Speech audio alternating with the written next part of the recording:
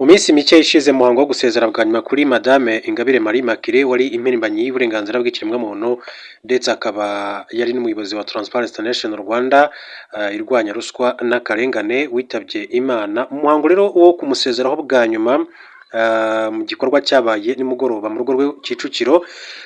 Ni ukuvuga ngo mu bantu bagaragaye mu rugo kwa Madame Ingabire Marie Immaculée muri uwo muhango wo kumusezeraho bwa nyuma harimo abanyacyubahiro batandukanye, abo bakoranye, inshuti, abavandimwe ndetse n'abanyapolitiki batandukanye. Muri abo bantu rero harimo nka Minisitiri Dr Bizimana Jean Damascene, Minisitiri wa Minubumwe, harimo nabonyemo Minisitiri w'Ubutabera yari yicaye akoma amashyi, mbonamo nka Egidi Bibio, umunyamakuru wa radio na televiziyo by'igihugu cy'u Rwanda. Hanyuma ariko mu barebye neza video harimo na Bamporiki Edouard, uyu nguyu uhoza ari umunyamabanga wa leta muri Minisiteri y'Urubyiruko ndetse n'Umuco, yabaye na perezida w'itorero ry'igihugu, yabaye mu nteko ishinga amategeko y'igihugu cy'u Rwanda mu bihe bitandukanye. Nyuma y'uko rero yaje gukatirwa n'umukuru w'igihugu cy'u Rwanda akurikiranyweho ibijyanye n'indonke ndetse no kwiha ububasha no gukoresha ububasha ahabwa n'amategeko mu nyungu ze bwite, akaza gukatirwa ariko akaza guhabwa imbabazi n'umukuru w'igihugu cy'u Rwanda. Abantu benshi nyuma yo kumubona yongeye kugirana urugwiro n'abanyapolitike batandukanye batangiye gutekereza ko ashobora kuba arimo gutegurwa kuba yakongera guhabwa inshingano cyangwa se umwanya n'umukuru w'igihugu cy'u Rwanda. Abandi batirika ati ni ubuzima busanzwe, ati nyine kuba yarahawe imbabazi n'umukuru w'igihugu cy'u Rwanda ntibivuze ko akomeza kwigunga, ati ntagere aho inshuti ze cyangwa abavandimwe bari ndetse nabo bakoranye mu mirimo mu bihe bitandukanye. Ati ko rero yaje gusezera kuri Madame Ingabire Marie Immaculée, ati twumva ko ari ibintu bisanzwe bishobora kuba nta naho bihuriye no kuba ategurwa kuzahabwa umwanya. Ariko abakurikiranira hafi ibibera mu gihugu cy'u Rwanda ndetse n'imyitwarire ya Bamporiki yagaragaje kuva yafungurwa, bavuga yuko ashobora kuba ari nka remarque yahawe kugira ngo mu by'ukuri yongere ategurwe kuzavamo undi muyobozi ukomeye cyane mu bihe biri imbere. Bamporiki Edouard rero ngira ngo nk'uko twabivuze abaye umunyamabanga wa leta cyangwa se state minister muri Minisiteri y'Umuco n'Urubyiruko, yabaye perezida w'itorero ry'igihugu, yabaye mu nteko ishinga amategeko, umwe mu bantu bagiye bavuga byinshi cyane muri gahunda ya Ndi Umunyarwanda ndetse binavuga ko ari umwe mu bayitangije. Hanyuma ikindi yagiye agaragara nyine muri za Rwanda Day zitandukanye hirya no hino. Iyo nibuka ni yabereye mu gihugu cy'Ubudage aho uyu Bamporiki Edouard rwose yavuze amagambo akomeye cyane muri gahunda ya Ndi Umunyarwanda. Hanyuma reka nkwibutse ko uyu Bamporiki Edouard yaje guhabwa imbabazi n'umukuru w'igihugu cy'u Rwanda, icyo gihe yari kumwe na CG Emmanuel Gasana. Perezida wa Repubulika Paul Kagame yahaye imbabazi abagororwa bari bafunzwe barimo Edouard Bamporiki wahoze ari umunyamabanga wa leta muri Minisiteri y'Urubyiruko n'Umuco ndetse na CG Retired Gasana Emmanuel wari guverineri w'intara y'Iburasirazuba. Iteka rya perezida riha imbabazi abagororwa ryasohotse mu igazeti ya leta, icyo byari ku itariki ya 18 Ukwakira 2024, rigaragaza ko hari abagororwa bahawe imbabazi barimo n'abo bari bafungiwe mu igororero rya Nyarugenge. Mwibutse ariko ko ku itariki 23 Mutarama 2023 nibwo urukiko rukuru rwongereye ibihano byari byaha Bamporiki Edouard wari umunyamabanga wa leta muri Minisiteri y'Urubyiruko n'Umuco by'imyaka 4, rutegeka ko afunga imyaka igera kuri 5 akanatanga n'ihazabu ya miliyoni 30 z'amafaranga y'u Rwanda. Icyo gihe Bamporiki yari yahamijwe ibyaha birimo kwihesha ikintu cy'undi hakoreshejwe uburiganya no gukoresha mu nyungu ze bwite ububasha ahabwa n'itegeko hashingiwe ku mafaranga yahawe n'umushoramari Gatera Norbert iburanisha ryo mu rukiko rwisumbuye rwa Nyarugenge. Kuri Gasana Emmanuel urukiko rwisumbuye rwa Nyarugenge rwa Nyagatare rwakatiye CG Retired Gasana Emmanuel gufungwa imyaka igera kuri 3 n'amezi agera kuri 6 n'ihazabu ya miliyoni 33 z'amafaranga y'u Rwanda. Ni nyuma yo kumuhamya icyaha cyo gukoresha ububasha ahabwa n'amategeko mu nyungu ze bwite. Abahawe icyo gihe imbabazi kandi bose bahise basabwa kubahiriza ibintu bitandukanye birimo no kwiyereka umushinjacyaha wo ku rwego rw'ibanze rw'aho aba, aho ubushinjacyaha bukorera ndetse no kumenyesha umudugudu, akagari, umurenge n'akarere byahaba mu gihe cy'iminsi 15 kuva iri teka ritangajwe mu igazeti ya leta ya Repubulika y'u Rwanda. Hari kandi kwitaba umushinjacyaha ku rwego rw'ibanze watuye aho ubushinjacyaha bukorera inshuro imwe mu kwezi, umunsi wagenwe n'umushinjacyaha ku rwego rw'ibanze, no gusaba minisitiri ufite ubutabera mu nshingano uruhushya igihe cyose ashatse kujya mu mahanga. Ibyo rero bigomba kubahirizwa ku wahawe imbabazi kugeza igihe yari asigaje cy'igifungo cye kirangiye. Iyo bitubahirijwe hari ubwo rero uwahawe imbabazi ashobora kuzamburwa. Iteka rikomeza rigira riti imbabazi za perezida zishobora kwamburwa zihawe bitewe n'imwe mu mpamvu zikurikira: akatiwe kubera ikindi cyaha mu rubanza rwabaye ndakuka atubahirije kimwe mu byategetswe muri iri teka, icyo gihe kandi uwambuye imbabazi afungwa igice cy'igihano cy'igifungo yari asigaje igihe yahabwaga imbabazi.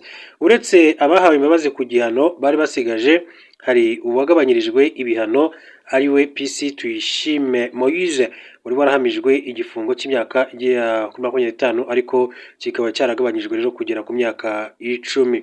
Aba rero icyo gihe ari byakunze kugera bivuga kuri Bamporiki Edouard wagiye unagaragaza ibyishimo bikomeye cyane, ati akari ku mutima Bamporiki nyuma yo guhabwa imbabazi na Perezida wa Repubulika. Bamporiki Edouard wahoze ari umunyamabanga wa leta muri minisiteri yagaragaje ko yishimiye imbabazi yahawe na Perezida wa Repubulika, avuga ko agarutse ari umuntu mushya. Iteka rya Perezida riha imbabazi abagororwa ryasutse ku itariki ya 18 Ukwakira 2024 rigaragaza ko hari abagororwa 32 bahawe imbabazi, barimo nabo bari bafungiye mu igororo rya Nyarugenge.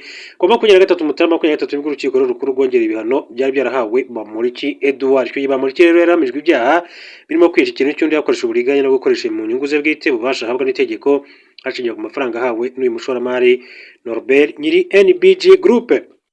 Akiva rero mu igororo ku itariki ya 19 Ukwakira 2024, Bamporiki yahise atangaza ubutumwa bugaragaza ibyishimo afite nyuma yo guhabwa imbabazi na Perezida wa Repubulika.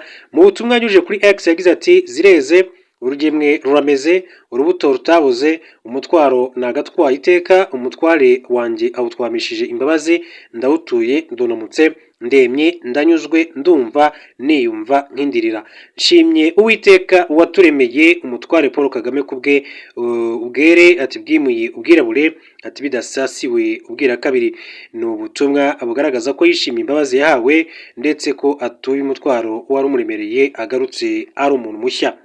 Abahawe icyo gihe imbabazi bose basabwaga kubahiriza ibintu bitandukanye birimo no kwiyereka umushinjacyaha wo ku rwego rw'ibanze aho ubushinjacyaha bukorera, ndetse no kumenyesha umudugudu, akagari, umurenge n'akarere byaho aba mu gihe cy'iminsi 15 nk'uko twabivuze hejuru. Hanyuma kandi Bamporiki Edouard hari n'inkuru yanditswe n'ikinyamakuru rya Akadomo.com igira iti Bamporiki Edouard wahoze ari umunyamabanga wa leta muri minisiteri y'urubyiruko n'umuco akomeje kugaragaza ko yanyuzwe n'imbabazi yahawe n'umukuru w'igihugu zatumye afungurwa nyuma y'uko yari yarahamijwe ibyaha birimo kwica ikintu cy'undi hakoreshejwe uburiganya no gukoresha mu nyungu ze bwite ububasha ahabwa n'itegeko.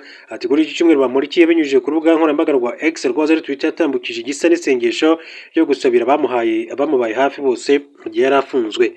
Yagize ati Mana y'u Rwanda mpera imigisha abampetse n'abampekeye, abansuye n'abansabiye, abangaye ndetse n'abangoroye, ati unyishyurire imyenda y'urukundo nanyuzwe, ati n'abanshagaye witure buri wese, ati wikubye bwikube 7 ibyo yanyifurije, ati nibyo yangiriye, ati zuba rirandasiye nsenga, ati nshima kandi nsaba uku. Ati ubu butumwa bwari buherekeje irindi sengesho rinini Bamporiki agaragazamo gushimira amakuru y'igihugu wamuhaye imbabazi. Muri sengesho araho agira ati ndashima umwami mwimitsi, ati waturabutswemo ibikomere bikomeye cyane, akadutoranyiriza umwami mwimyi, akamutongera kuba nyiricyomoro, ati nawe akadukundira akatwomora, atwomora twakosheje, atwomora twasitaye, atwomora kandi twasitajwe, atwomora twakomerekeranyije, atwomora kandi twiteza imitego, akanatwomora twatezwe imitego. Ati shimirwa mwami mwimyi, muri wowe ati tubasha kubona ububasha bw'umwami mwimitsi. Yakomeje agira avuga ko mwami mwimitsi, ati ujye uturindira mwami mwimyi, ati nakomereka, ati umwomore kuko ubwungo n'icyomoro wamuhaye nibyo atwomoza igihe akeneye icyomoro n'ubwungo bw'ibye nkawe, ati ujye umuha ibyo mu bubiko bwawe mwami mwimitsi, ati byo wageneye abami bimyi, ati nkawe ujye rero ubimuhana umwete kuko kugwiza ubugiri, ati n'ubugingo kwe niko kuramuka ndetse no kuramba kwacu. Muri isengesho Bamporiki kandi yakomeje asaba Imana mu bihe biri imbere kuzakomeza guha u Rwanda abayobozi beza, ati ubwo u Rwanda uruhaye kwanda n'ejo haje uzahora twimikira abameze ukukwe, ati abateye ukukwe, abatoza ukukwe, ati abakotana ukukwe, abimana babo ukukwe, ati abagwiza mbabazi ukukwe, abaha u Rwanda kwanda, ati bigwi ukukwe, ati abataramana u Rwanda ukukwe, ati bizaduha kuremana ukunambaho nk'abagaragu batagira icyo bashinja sebuja uwa sebuja, ati u Rwanda ni rweme. Akaba rero ari amagambo ya Bamporiki Edouard. Iteka rya Perezida riha imbabazi rero abagororwa barimo Bamporiki ryasohotse ku igazeti ya leta ari ku itariki ya 18 Ukwakira 2024, kuvuga nyine umwaka ushize hari nk'iki gihe rwose hari mu matariki nk'aya ngaya. Reka rero mbashimire mbifuriza gukomeza kugira ibihe byiza, turasubira mu yandi makuru masaha